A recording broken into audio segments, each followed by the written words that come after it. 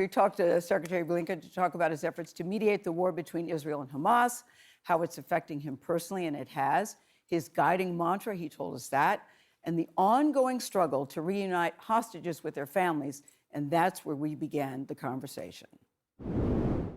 Mr. Secretary, thank you very much. We're very glad that you're on the program tonight. We've been looking forward to this conversation, haven't we, Charles? This is pretty special. Yeah, we think it's very special.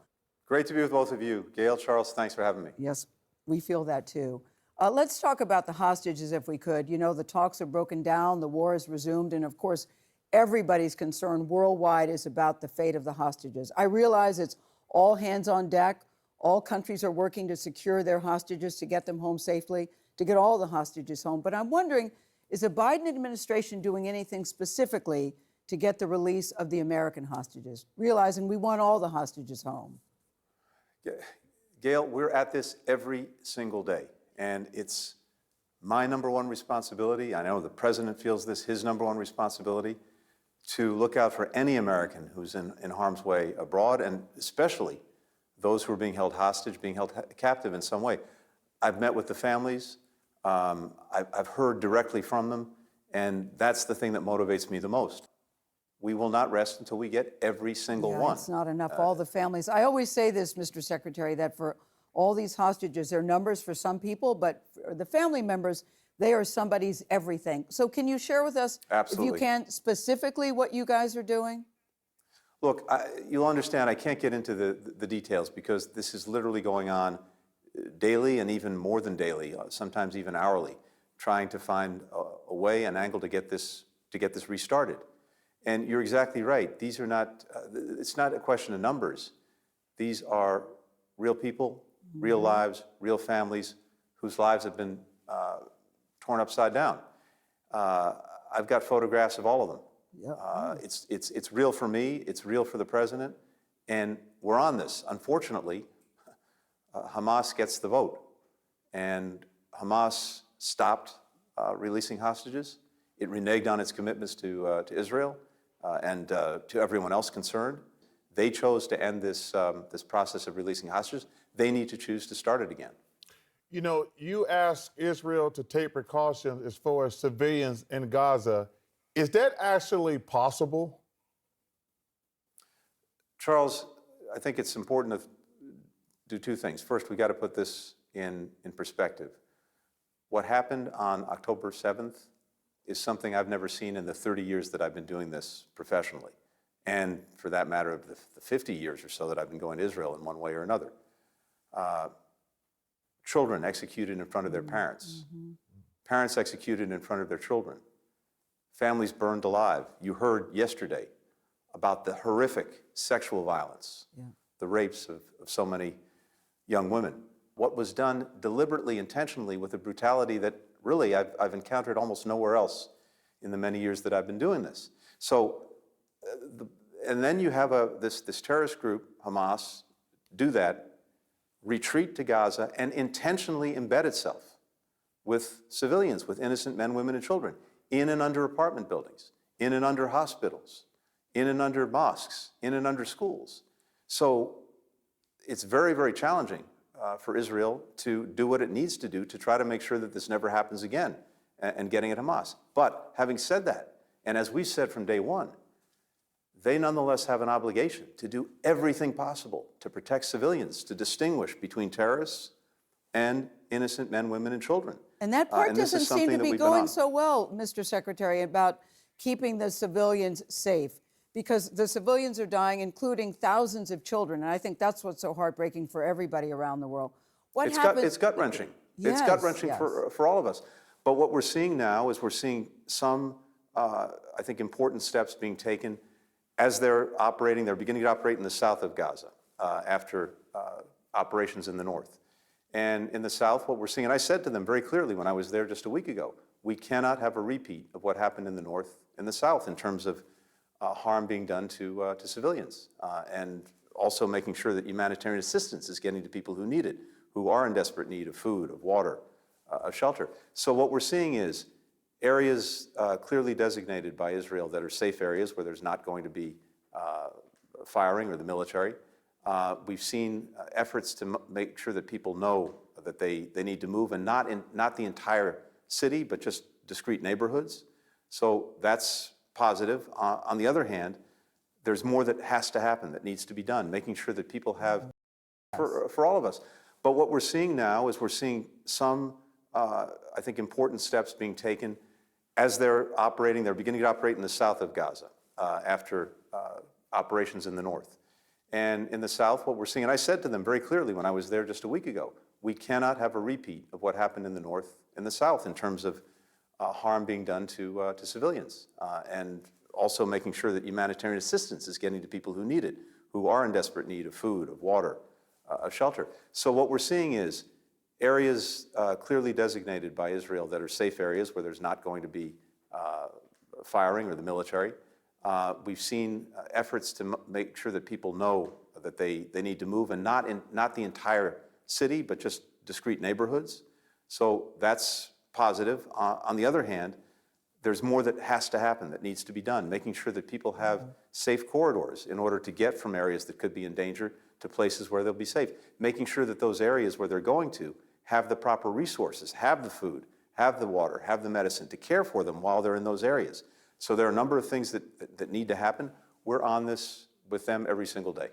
My son-in-law is an amazing man and a great husband. He's also Jewish, and you're Jewish. He's taken this Israel thing very personally. And how are you feeling? How does it affect you? Because he's struggling. You as a Jewish man, how are you handling the entire situation mentally? And the stepson of a Holocaust survivor too, which I think adds another layer of pain in this particular story. Well, of course, it's affected me personally, and I've talked about that a little bit. It's affected me personally because, yes, my late stepfather survived the Holocaust. He was in the concentration camps in Majdanek and Dachau and Auschwitz.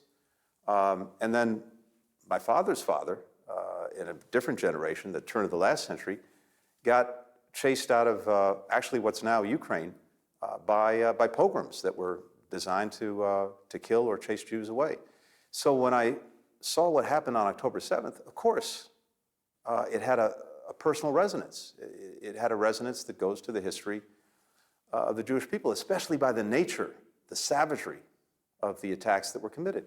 But having said that, I'm an American.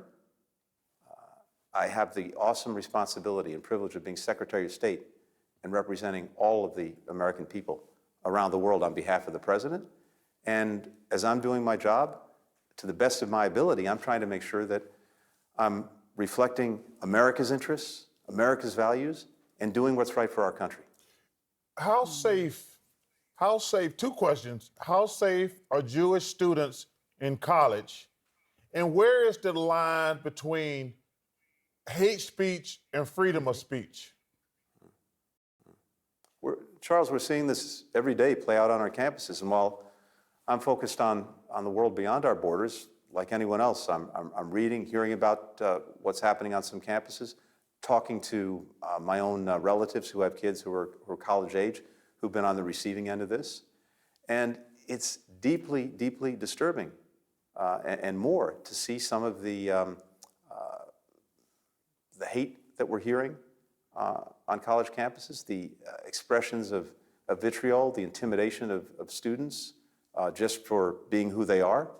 And that's something that, is not entirely new, but it's sort of come out from beneath the rock since October 7th. And by the way, I'm also deeply disturbed about the same kind of hatred and vitriol being directed against Muslim Americans, Arab Americans.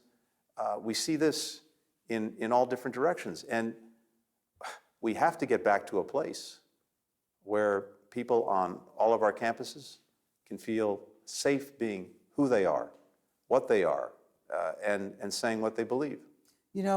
I think you raise a really good point about feeling safe and being able to speak, because I know so many people are struggling with even how to have a conversation about this, Mr. Secretary. No matter what you say, or how you say it, you are immediately slammed by somebody. How can we have this conversation intelligently and respectfully with all these different points of Well, view? Look, my humble opinion is this. Here's where it starts. It starts with stopping something, and what we need to stop is the dehumanization of the other. We have to recognize the humanity in each other. We have to try to put ourselves in other people's shoes. We have to have that openness of mind and openness of heart.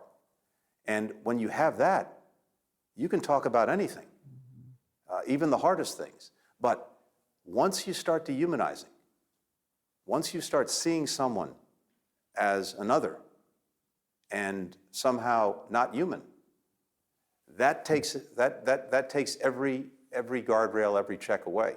Yeah, I always and then say, it's I open always say season. that it's very hard to hate up close.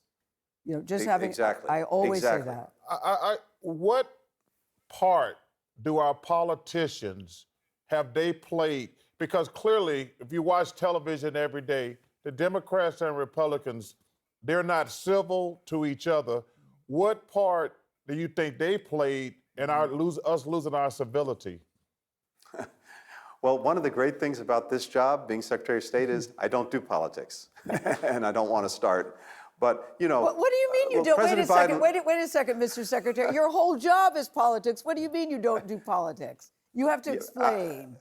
Around the world, but not here at home. Okay. But here's the thing. What I've heard President Biden say for years, because I've had the immense privilege of working for him for more than 20 years, and you know he's constantly said over these years, it's totally appropriate to be questioning each other's judgments, but let's stop questioning each other's motives.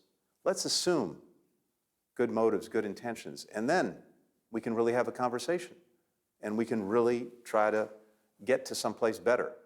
I think that's what we need to do too. Yeah, I like what you said about the conversations that you've had with President Biden about questioning people's, you know, you can have conversations, you don't really need to question people's motives. But I would like to end with this. What's your personal mantra that gets you through? Because I think I'm going to adopt whatever you're having. What's your personal mantra, Mr. Secretary? And then we're going to let you go. You know, it's funny because I had a chance the other night to meet Rob Reiner, the great director and actor, and he made one of my favorite movies of all time. This is Spinal Tap. So this is probably the wrong thing to say, but I told him, actually, that movie has my mantra in it. One of the characters says at one point, there's such a fine line between clever and stupid. I try to stay on the right side of that line every day. Okay. Hey, it's been an honor. Yes. And thank you very much. Yes. We are very Great grateful. to be with you both. We are very grateful. Thank you, sir. Thanks.